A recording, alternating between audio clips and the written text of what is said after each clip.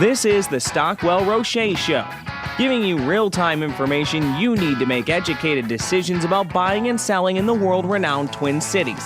Now your hosts and real estate experts, Jason Stockwell and Josh Roche.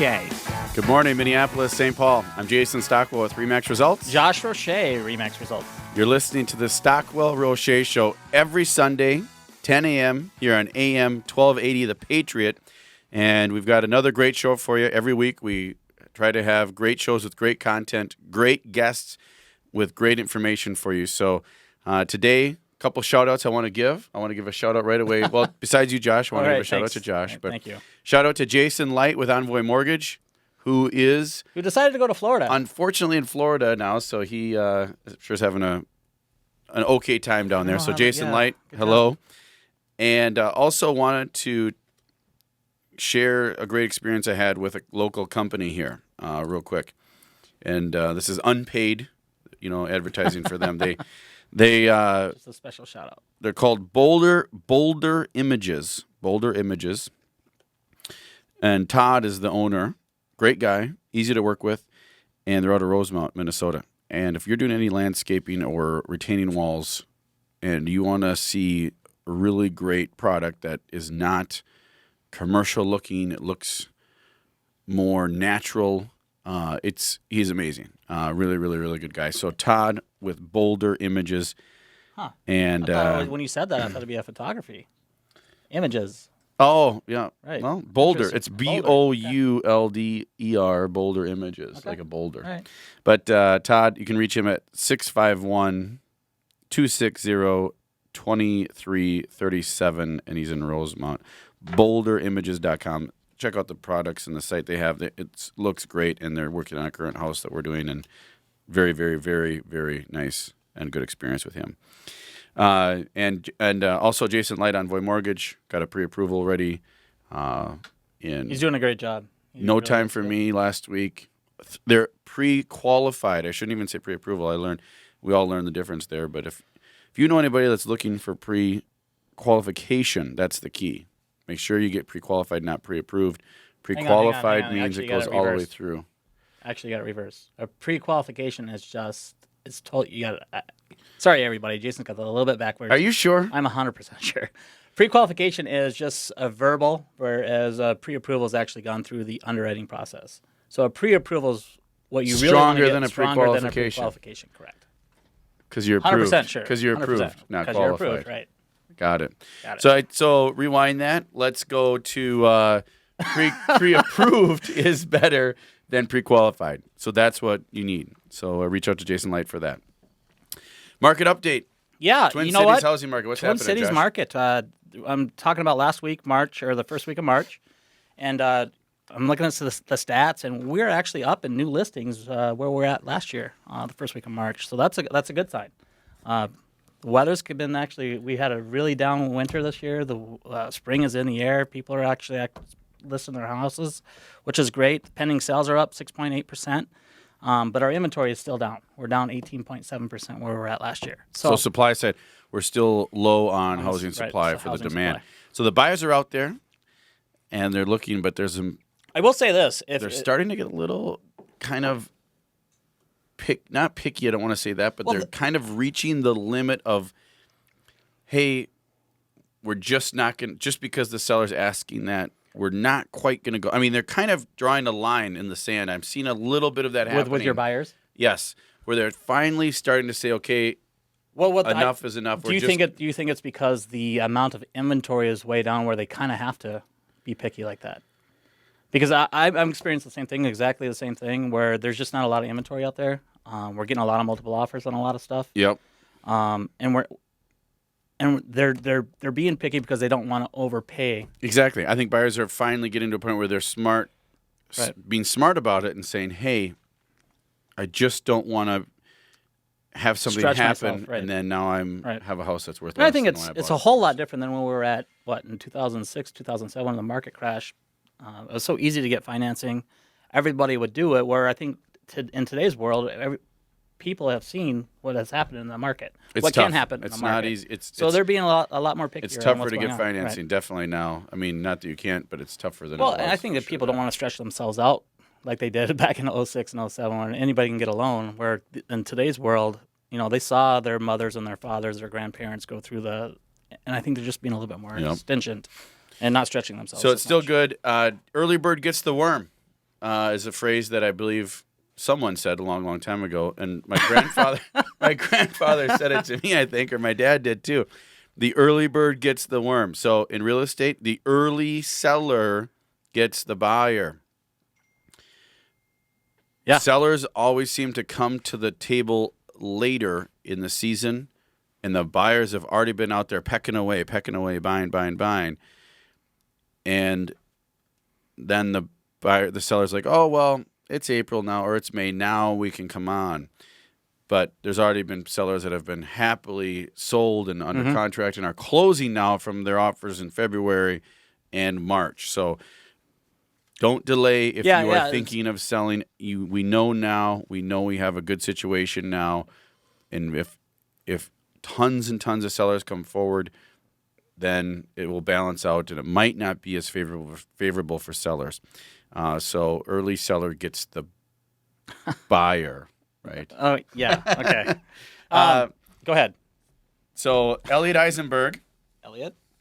wanted to share some interesting, fun facts for you, and then we'll get into our special guest. We're very honored to have this special guest, and we'll share her information very shortly, and you'll get to hear directly from her about all kinds of great things that is going on here in the Twin Cities with her organization. But Elliot Eisenberg talked about interest rates. So if anybody follows economics, stock market, the Fed, if they follow that stuff, maybe you're too inundated with politics and the wonderful advertising that's going on in the political scene right now that you don't follow the economic information. But the Fed did not raise interest rates. This is Elliot Eisenberg says, unsurprisingly, it wasn't raised. They did not raise the short-term rates. What is mildly surprising is that despite pretty decent domestic growth, the Fed now expects to raise rates by just a 0.5 percentage point throughout the entire year of 2016. In December, they anticipated raising it by at least 1 full point, the federal funds rate, the internal rate between banks. Why did they change it? Because of weak global growth and heightened financial market volatility. An April rate hike is expectedly unlikely. So in April, again, they won't raise it. But June, they may raise it a quarter. So that doesn't directly affect mortgage rates, but it does affect it on some level. And the bottom line is there's not confidence. There's not enough confidence in the global economy and in the U.S. economy in the marketplace to go out there and say, yes, we're going to raise rates again. Yeah. There's you know what? And you're right. There's our state, which is Minnesota. Obviously, we're in Minnesota. We're very strong economy-wise here in Minnesota. We have a good job market. We have our traditional market back on our housing. We're the 5th lowest in the country as far as REO inventory, which is bank-owned properties. But the interest rates are staying the same. They're not increasing them yet. But all the economists out there are saying it will happen. They've done it once already, but it really didn't affect the interest rates. However, it is coming. It has to come. Something's got to give a little bit. So if you're out there, if you're a buyer, just pay attention and get a game plan put together. Take advantage of these low interest rates before they do decide, the Fed decides, hey, we got to do something. We got to increase these rates. Because if you don't have a game plan and you don't have that plan in place where you know exactly where you stand as far as a credit approval for financing a home, you need to get on that now, especially if you're going to do something in 2016. Who knows where it's going to be when like June, August, July hit? Who knows where the rates are going to be? We don't see them drastically moving up, but they're going to start going up. And if good things continue to happen, but then you get the flip side of the coin where bad things happen, and then now you've got balance, and they just don't, and then it paralyzes, and people don't raise. No one knows the algorithm. I have no idea. I think one thing that should go up, in my opinion, and this is not necessarily political speech, but this is overall well-being speech, is that wages should go up. If you look at inflation, you look at the cost of housing and the increases that we've seen in the cost of housing and the cost of rents. We're talking all housing. Just the cost of living on your housing and your buying have gone up by high single digit or double digit increases year over year for the past few years. It's putting a lot of people in a situation where a majority of their income goes towards housing. But yet wage growth has just been stagnant, and it doesn't seem to go up. Elliot Eisenberg did statistics. He said if you're 16 or over in the United States and you earned any money in 2014, if you got $10,000 or more earned, you're in the 20th percentile of earned income people. If you earned $27,000 or more in 2014, you were in the 50th percentile of those who earned money that are 16 and over. And if you earned $50,000 or more, you're in the 73rd percentile, meaning that 27% of people earned more than you only out of if you're $50,000. Wow. But you factor that into a cost of getting a house and a mortgage and all of those things, it's that needs to be higher. If if $27,000, if half the population makes less than $27,000, how are you going to afford to rent or buy houses? Well, we've seen something rental needs to rates happen go crazy on that, too. Rental rates are crazy, and then what the median price on a house is in the low 200s or like 227, I believe. Yep. So, yeah, I mean, The days of the single family worker, a married couple, it's hard to do. Very, very difficult to do, and it has to do with inflation on everything else, but not inflation on wages. And hopefully in our state we're very fortunate to have low unemployment, so maybe it's better here than it is other parts of the country. I think it is. But anyway, some good information there from Elliot Eisenberg. So we're about to be done with the first segment on market update. On me and Jason. And I want to just make sure that you know who's up next. Yes. This is our special guest. We're very honored, happy to have Gloria Cade in studio. She'll be talking for the next couple of segments about her organization, what she does, and it has to do with hospice and palliative care. Did he say that right? Palliative. Thank you. Palliative. Wow. Messed that one up. I'm glad I'm not talking. National Spelling Bee winner was not me.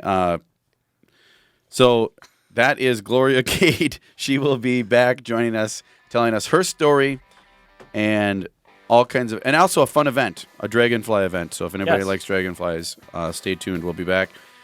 I'm Jason Stockwell with Remax Results. Josh O'Shea, Remax Results. Shout out to Jason Light with Envoy Mortgage. And we'll have fun in Florida. Hope you're getting some sun. You need it. We'll be back.